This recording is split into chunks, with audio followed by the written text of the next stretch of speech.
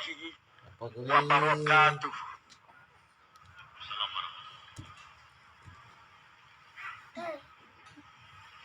Manakib tongkat Saykhuna Khalil. Bismillah tentang sebuah tongkat yang dikirimkan Saykhuna Khalil lewat Kiai As'ad Syamsul Arifin kepada Hadratus Syekh Kiai Hasyim Asy'ari. Tongkat yang bukan hanya sebuah tongkat, tapi tongkat yang menyimpan amanah dan makna serta ijazah. Tongkat yang akan menjadi tanda dan tonggak pada zaman bahwa kegelapan yang gulita di bumi Nusantara membutuhkan iradah, gerak, dan kebangkitan, bahwa umat dan rakyat membutuhkan cahaya yang disuluhkan para ulama, suluh keadilan, suluh peradaban, suluh keberanian, dan suluh kemerdekaan.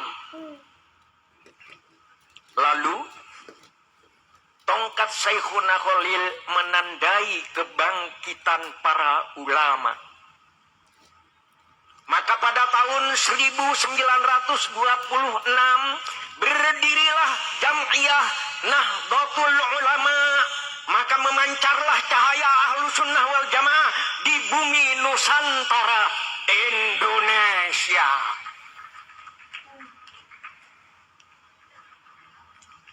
Kenapa bintang jumlahnya banyak, tapi yang 9 terang sekali? Kenapa kita ikut ulama? Karena ulama ahli waris Nabi.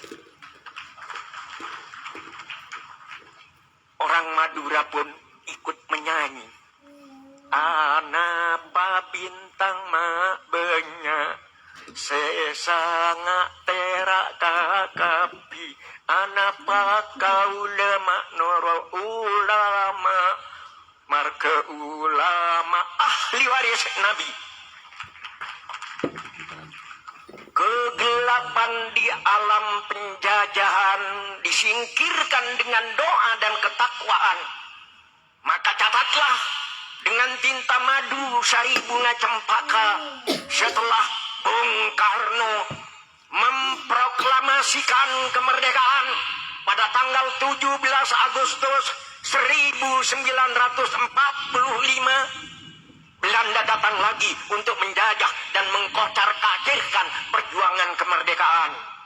Tongkat Saykhuna Khalil tegak kembali menjelma fatwa resolusi jihad yang dicanangkan Hadratus Syekh Hasyim Asy'ari, bahwa angkat senjata mengusir penjajah adalah wajib hukumnya, dan siapa yang gugur dalam perang kemerdekaan melawan Belanda adalah kusuma bangsa yang syahid di jalan Allah. Maka ketika Belanda menyerang Surabaya, kaum santri, tentara keamanan rakyat, para buruh, tukang beca, penjual sate, petani, dan semua menyerbu ke medan perang untuk mengusir penjajah Belanda. Si angkara murka.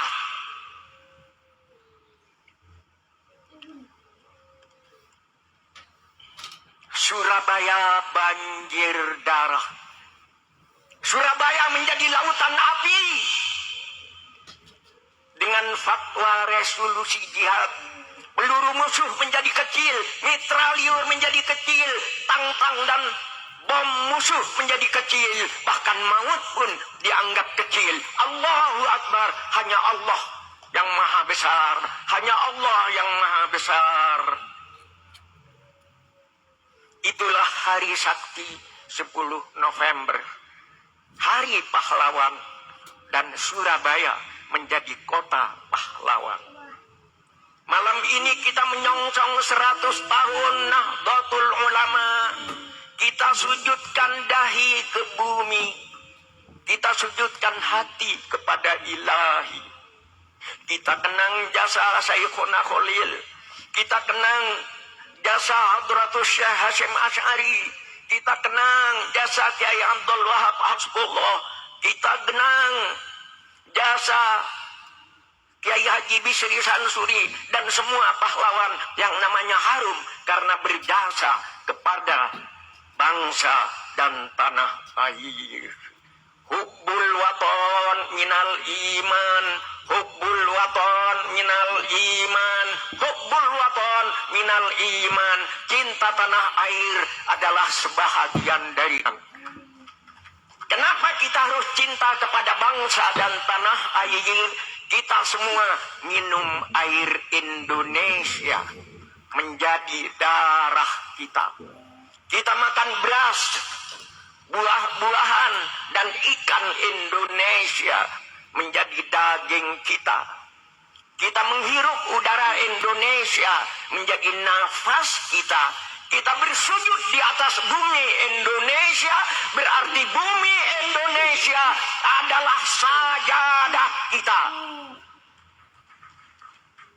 Dan bila tiba saatnya kita mati, kita semua akan tidur dalam pelukan bumi Indonesia.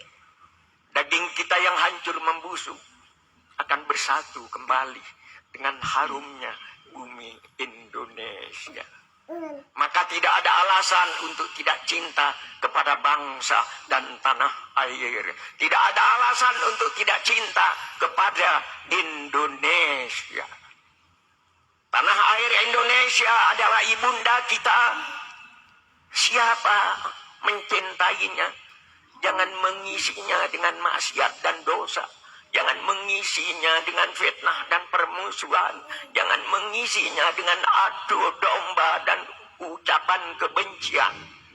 Tanah air Indonesia adalah sajadah kita.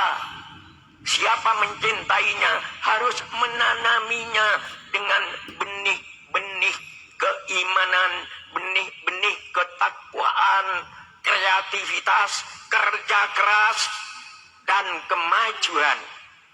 Tanah air Indonesia adalah sajadah kita, tempat kita bersujud kepada Allah. Alhamdulillah Indonesia, Subhanallah Indonesia, Masya Allah Indonesia, Astagfirullah Indonesia. Wassalamualaikum warahmatullahi wabarakatuh.